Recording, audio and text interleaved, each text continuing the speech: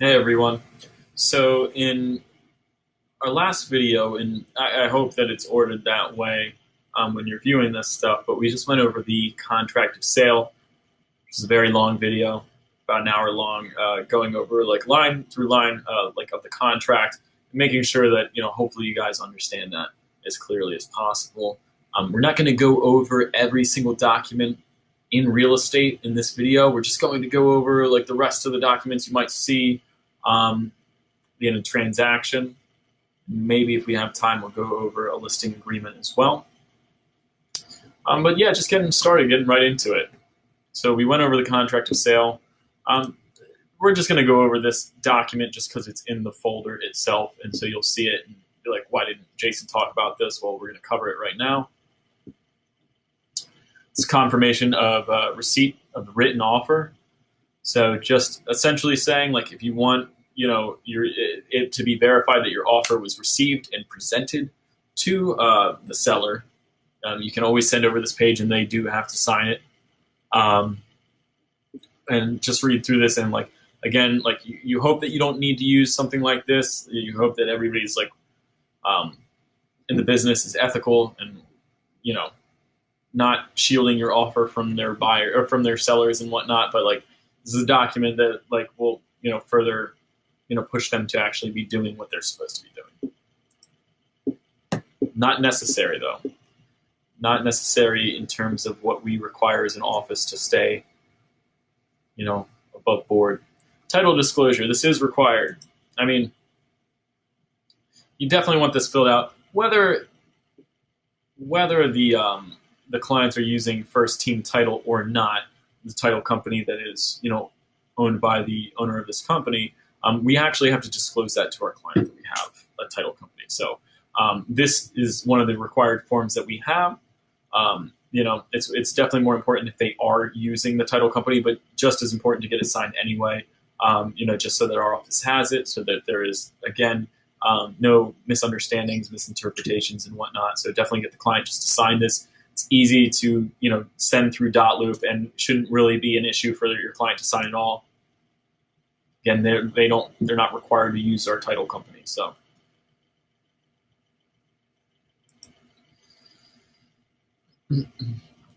lead-based paint disclosure. This is actually like just a placeholder. It is required, and I'll add one to this in a second, and we can go to templates for this.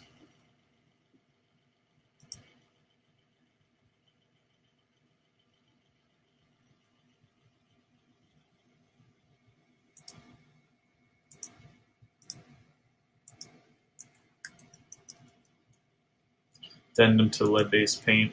So we'll just add this because it's just a placeholder. It is required.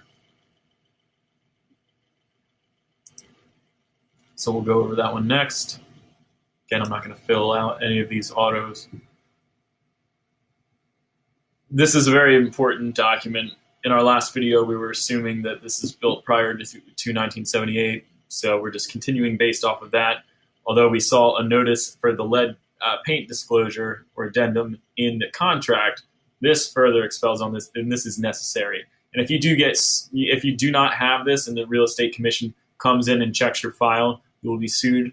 I believe it's $11,000 for not having this one piece of paper. So this is one of the most important pieces that you need in a transaction, and absolutely have it signed. Like no one wants to, have their license in jeopardy or get fined $11,000 over this one page paper. Lead paint warning. It's fairly easy to go through. It all should make complete sense.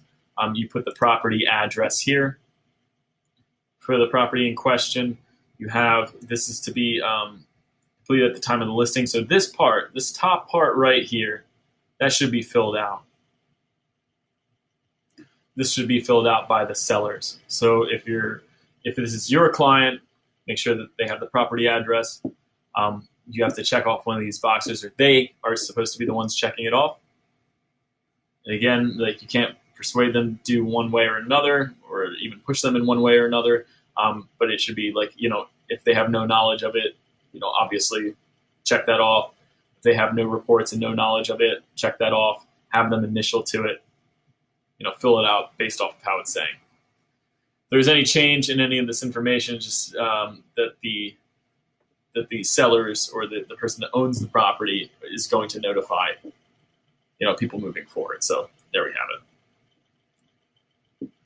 Certificate of accuracy, just saying that this is the knowledge is all correct above. This is where the sign and date, so the sellers or the owners of the property rather are just like signing off saying that this above information is correct. And then the listing agent signs this as well, saying that they are unaware of or that they are not aware of anything in addition to what is already stated on this document. Lessee's acknowledgement. This is for the buyer. This is for the buyer to say that they've received a copy of this information. They've received the pamphlet to protect your family from lead in the home, and that lead pamphlet is a part of the file. So make sure when you're sending over these documents that you send that pamphlet as well. And then they sign after they've initialed, and then you sign as well. And date all of these, obviously.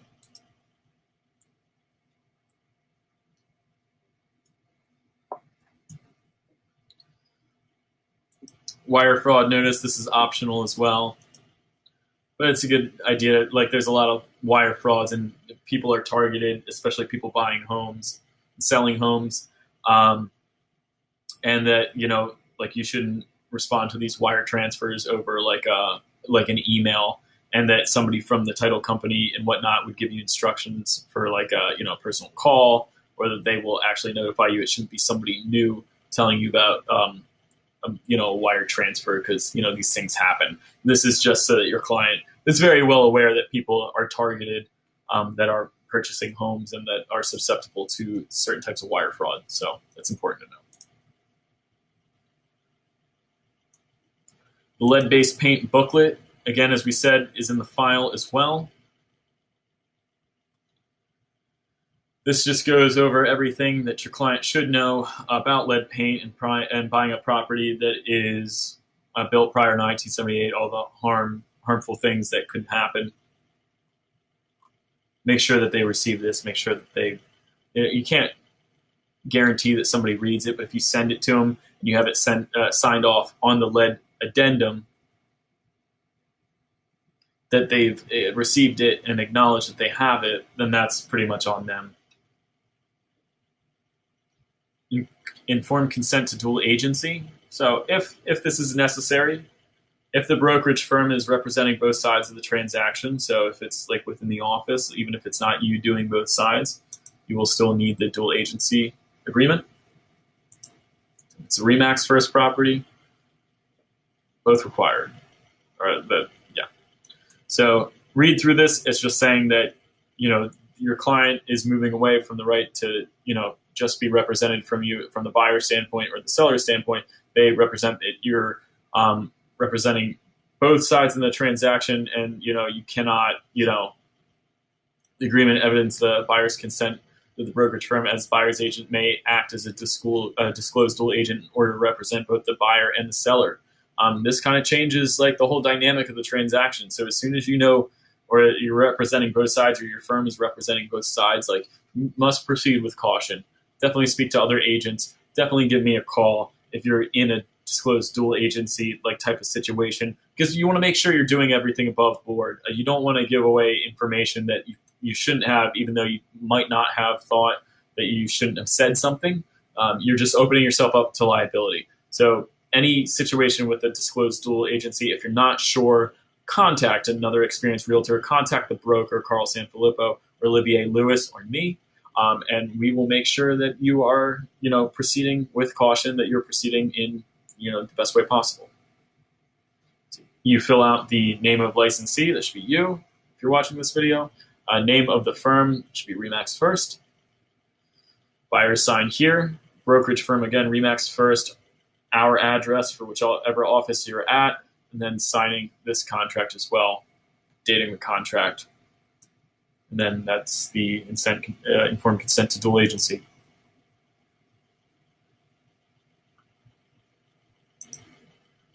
Consumer information statement. This was on the contract as well. This just a consumer information statement goes over the different types of agents that there are and like how they are supposed to be representing their clients. This is important to get your client to sign because not only is it required, but it solidifies the relationship. And in cases where you're going through arbitration or that you're fighting for a commission, like let's say something happens where you show a client a property and they end up wanting to write an offer with another agent that didn't show them the property, you should have them have this signed like when you start working with them. Like again, when you have a contract, when you have a property under contract, it's required. But having this signed up front, allows them to know that they're working with you and how you represent them. So whether it's a seller, whether you're a seller's agent, buyer's agent, disclosed dual agent, transaction broker, it explains each of these different types of brokers and agents to your client, and they should have a full understanding of how you represent them. And then below, you're going to check it all. And we usually just have it as buyer's agent and disclosed dual agent if the opportunity arises. So you should be working with this client, and then if something, if you're showing them properties and they choose a property that's either your listing or from an agent that's in our office and a part of the brokerage firm, then you're able to work with them. You don't have to get them to re-sign this form. So have the sellers and landlords sign up here, and you fill out your name under this section. Have the sellers and landlords sign here, or if you're just working with buyers, you have the buyers and tenants sign on these lines, and it's name of licensee, so your name and part of the RE/MAX First brokerage firm, intends to work with the agent as whichever one of these, and then make sure you date the document.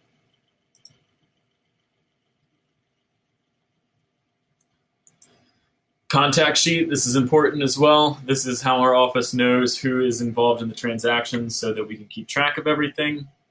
It's pretty self-explanatory. I'm not going to go over all these points, but just fill this out. Like, as soon as you know the property is going to be going through, like I would fill this information sheet out. You can always change it, even if your client doesn't get this particular offer. You can always change the seller's name, listing agent's name, and just at least fill out your buyer's information, buyer's attorney, your information, mortgage company that they're going to use. And if you need to change it, that's fairly easy to do.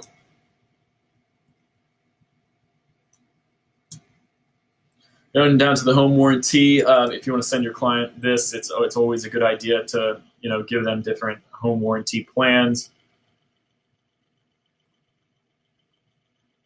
Read through the booklet to be able to go over that information with them.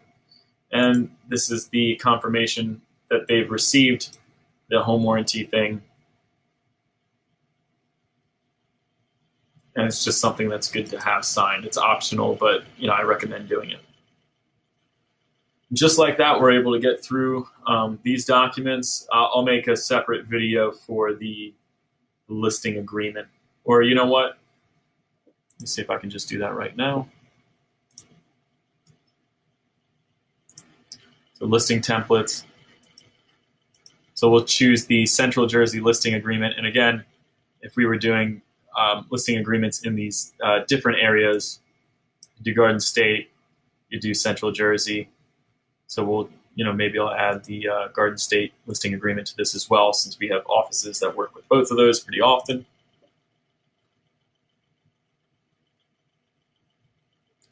We'll start with Central Jersey listing agreement.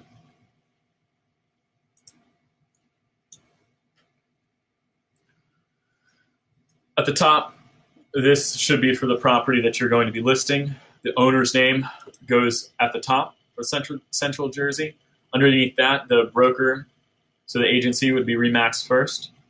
The address for the brokerage firm, this has tripped me up in the past. This is the address for our brokerage firm. It's not the address of the property that you're going to be selling.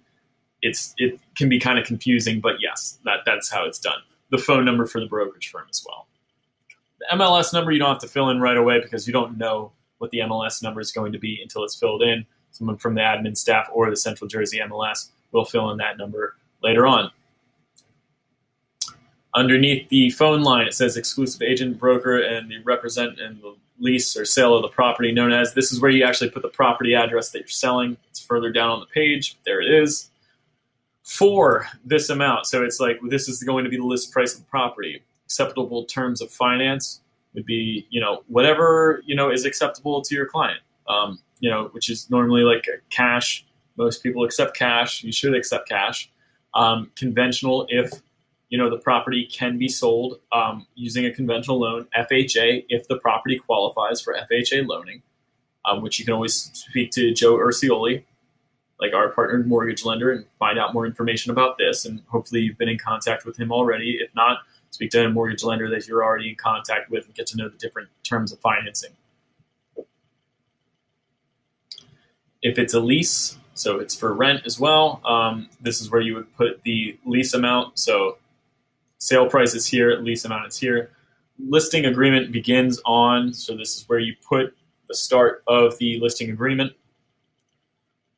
and continues until midnight of X date. So most contracts are for 6 months. So if we did 6 months from now and we wanted to list the property today, 6 months from now would be about June 5th.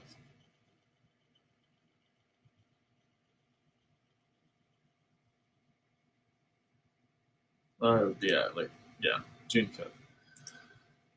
If the showings are starting the day that you're listing, you put the same date.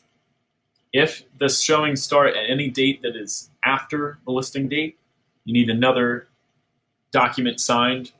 It's called delay in showings, and that's very important. So add delay in showings document to the file, or to the folder to have your client sign if that's going to be a case. Because you can't just list a property and not have it be active on the market unless it's previously stated. So definitely have that document ready if that's the case. So you can go ahead and read through this. And then the next relevant part is owner permits internet display. Go through this document with your client. Know this beforehand. For the most part, most people are going to want it displayed on the internet because they're going to want the property to sell. If they don't, that's fine too. It's mostly likely going to be like an office exclusive at that point because it's like, how else do you market it in this day and age? If the property address is to be displayed, if they're looking to display the property on the internet, most likely they're going to let you do the address as well. Most people, 99% of the time, say yes to both of these things. Then lockbox can be, up in the air. It depends on what the showing is going to be. If you have somebody that's home all the time and they say, I don't want a lockbox on the property, and so be it. But just know how you're going to show the property prior. Submission to MLS. Broker will immediately submit the listing and publish in distribution to the MLS. Other participants, subagents, brokerage firms. So yeah, as soon as you have this signed, as soon as you're ready to put the listing in, you have to send it to the MLS in a timely fashion. Commission on sale, lease, rent, or exchange. As owners, you have the right to individually reach an agreement on any fee, commission, or other valuable consideration with any broker. No fee, commission, or other consideration has been fixed as government authority by any trade association or multiple listing service. The amount of fee. So on this line, you're going to say, it says, owner agrees to pay the brokerage sales commission of this amount. This is the total commission that is being distributed, not just what you're getting paid for if you list the property, not the amount that you get if you find the buyer for the property, the total commission. So if 2.5% goes out to the buyers and 2.5% goes out to the listing agent, the buyer's agent, and the listing agent, total commission is 5%. Total commission is being paid for by the sellers as part of this contract. So it's the total commission here. It's listed. A lease or rental commission of, and this would be like an amount of 1 month's rent or a specific number amount, however much they agree to. And any lease renewal commission of, if you do rentals, this will be more relevant. If this is not a rental, you can put NA for not applicable. On each 1 year renewal of the lease and sale as exchange, or lease of this property made part as broker, cooperating agent, owners, or any person during this term of the listing agreement, the commission shall be payable at the closing or time of the signing lease. And we can just fill this out just so you can see.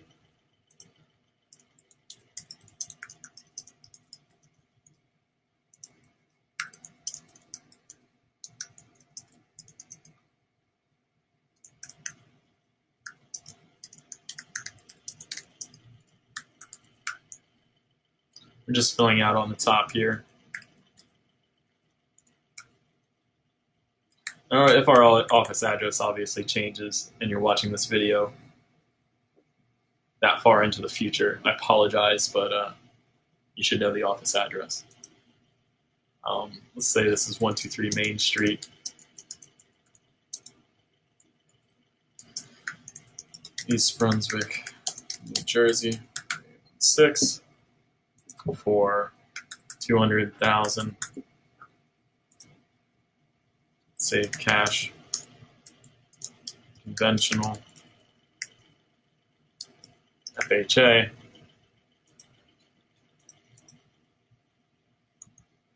and this is not applicable because we're not doing a rental for this one, but that's where you would put it. So now you can kind of see like how it's all being filled out.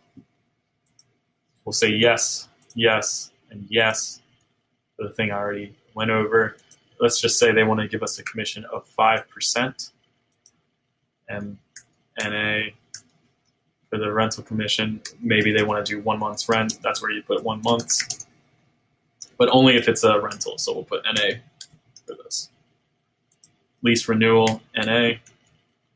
Broker protection.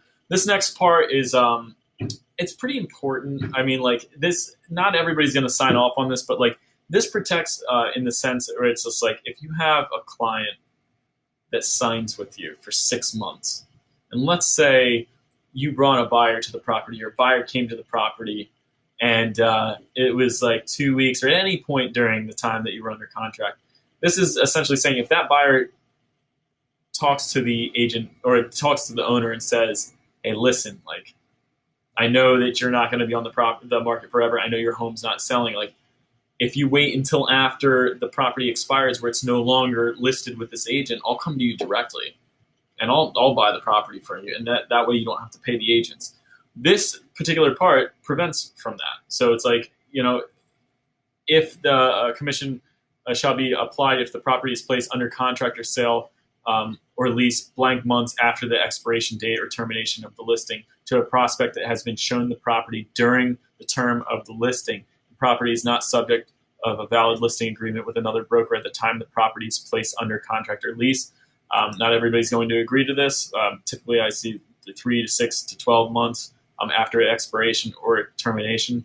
Commission of X amount shall be due if the premises sold to a tenant for which the rental commission was payable to the broker. So if you found a tenant for this property and they were renting it and then they decided they wanted to buy it, you can try and add a commission to this. It's not guaranteed that your client's going to sign off on that. But that's where you put it if you have a client that's looking to rent that is also okay with you getting a commission if that's the person that ends up wanting to buy the property. Commission split. This is the part where you're actually determining with the client how much somebody representing the buyer's side or finding the buyer for the property is going to get for the property or going to get for the purchase in terms of commission.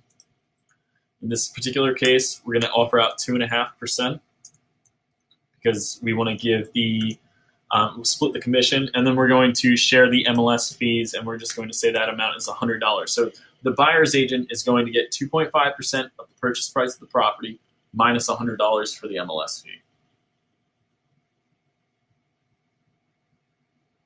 This is like part of the CIS right below that. Broker intends to work with owners as, or say seller's, landlord's agent, and dual disclosed agent if the opportunity arises. You're going to have your client fill out the CIS anyway, but it is absolutely necessary to have this part filled out. And then going back to this really quick, the commission split, like I don't know like how you want to divide the commission, but most agents end up splitting the commission. If it's 6%, they'll give out 3% to the buyer's agent. If it's 4%, usually only give out 2. So whatever you feel is the most fair and just way to do it. And as long as your client agrees, that's how you determine the split. But most people give out half. And this auto-populates here. So, and it all depends on, so if you're working with buyer's agent, we're going to check off yes. If you're working with sub-agents, you can check off yes and do the same thing in terms of compensation. Fill out their compensation plan here. I'm just going to say no to any sub-agents. And I'm going to say no to transaction brokers. And that's just because I don't want to fill this part out. And also, we don't work with too many of those. But if you are willing to work with those, you can absolutely offer a commission to those people as well.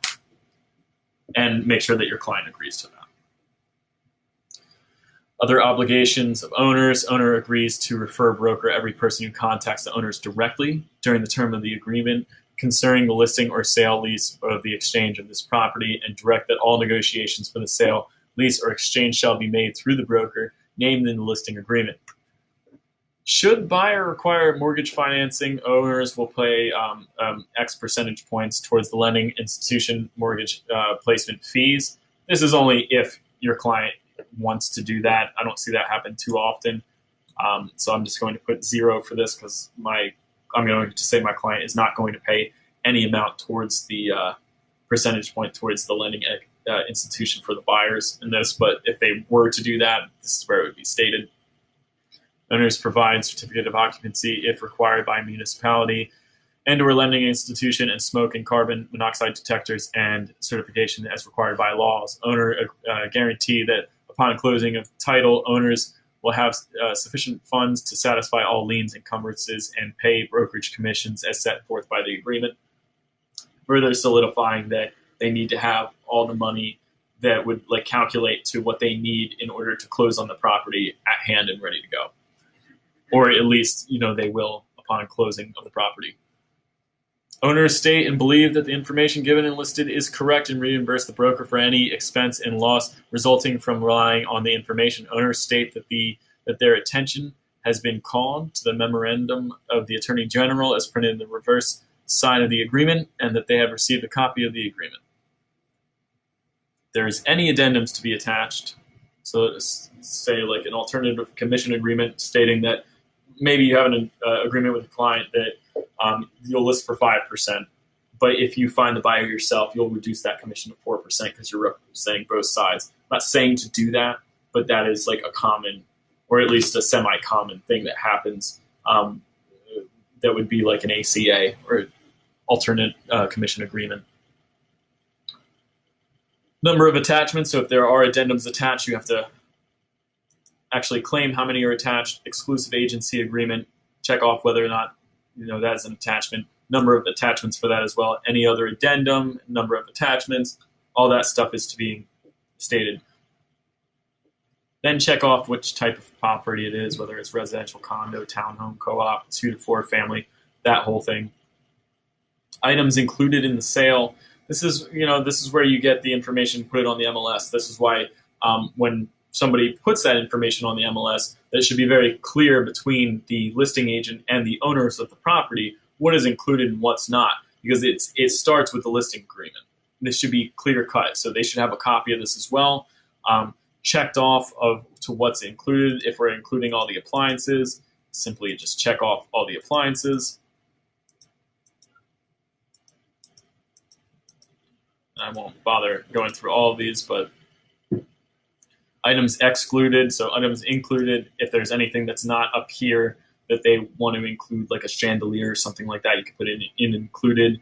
Any items that they're saying are definitely excluded that would normally be checked off, this is where you put them in under the exclusions. If there's anything that looks like it might be staying, like even a pool table or something like that, you might want to say excluded if the homeowner is saying absolutely not, that's not going to stay, even though you shouldn't assume, the buyer shouldn't assume that would be left in the purchase. Anything like that could be perceived as oh, do you think this may or may not stay? Put it under excluded. Anything like a patio set that they don't want included and whatnot, put that under exclusions. if they are not going to leave it. And if they are going to leave it, add it to the inclusions. Listing agreement signature, you sign this, you date it. This is for the office to sign, the agency authorized representative signature, and for the office to date. Signatures, all owners must sign. So however many owners they would sign on these two lines and date, and then just add their owner's mailing address and owner's phone number. If the mailing address is different than the property address that you're listing, you would include that there. Any owner's phone numbers you would include here as well. And then this is the attached addendum from the Attorney General that the contract was previously stating.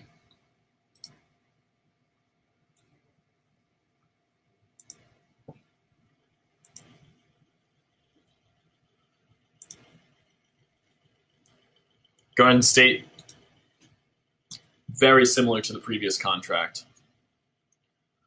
Owner's name at the top, owner's address. We won't go over all of this just because it is very similar. Owner's telephone number, their fax number. So all in owner's information here, including the property address that you're going to be listing at the top, right here in this corner. On the right-hand side, I like how Garden State has it. It's much more clear-cut. Listing broker address, telephone number, fax number, listing price, and the rental price. So information that pertains directly to the listing broker is all on the right-hand side for that. So that's fantastic. It's separated for the terms of agreement, commencement date, so start of the listing agreement, expiration date of listing agreement. Very clear-cut, very easy to see. Disclosure of business relationship. Guys, this is just the part of the CIS that we've been seeing through all these contracts. And yes, you're going to have them sign a CIS anyway, but please fill this out. Name of the licensee, name of the brokerage firm. You guys should know the deal by this point. Offering cooperation. Again, this is for the commission part. So whether or not you're working with a sub-agent, whether or not you're working with buyers, brokers, whether or not you're working with transaction brokers, check off yes or no. This is the part where you add the commission breakdown. So if it's 2.5% minus 100 or 150 or $200, whatever the MLS fee is that you feel comfortable adding, this is where you would put it.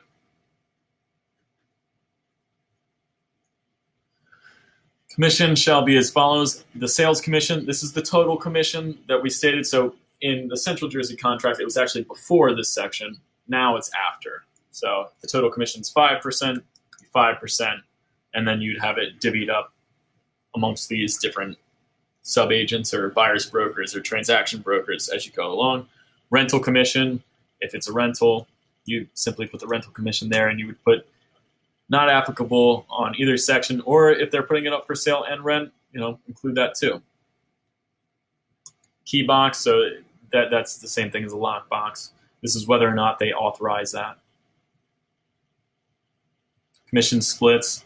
This is where you're, again, reiterating the commission split that you're giving to a cooperating broker, such as like a buyer's broker.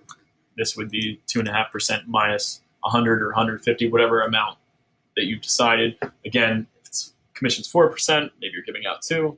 If the commission's 6%, maybe you're giving out 3. Maybe you're just giving out 2 and keeping the rest to yourself. I'd frown upon that, but every agent is able to do whatever they want as long as their client agrees with it. Reading through the rest of this is just the same stuff, essentially, that's on the other. Commission earned, ready and willing, able to buy or tenant, and shall be paid to the time of the transfer of the property, is signing the lease. By signing the agreement, the owner instructs the agent or attorney to pay the commission at such time. In the event the property is sold, tenant during the time of its tenancy, the commission shall. This is the broker protection thing in the last one. So if it's sold to a tenant, then you're getting X amount, like whether it's 3%, 2%, 5%, if your client agrees to that.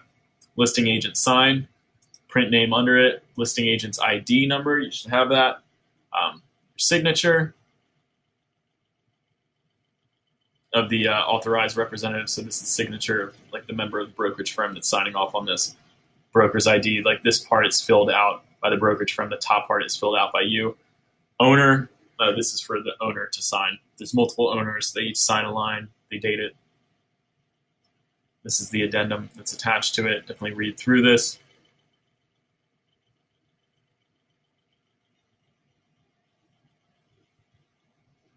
Broker protection, everything that was before the signed page is now after it, so we won't go over all of this again, but it's the same points. And there you have it, and that'll conclude the video for all the other documents in the file that you might need, including the listing agreements.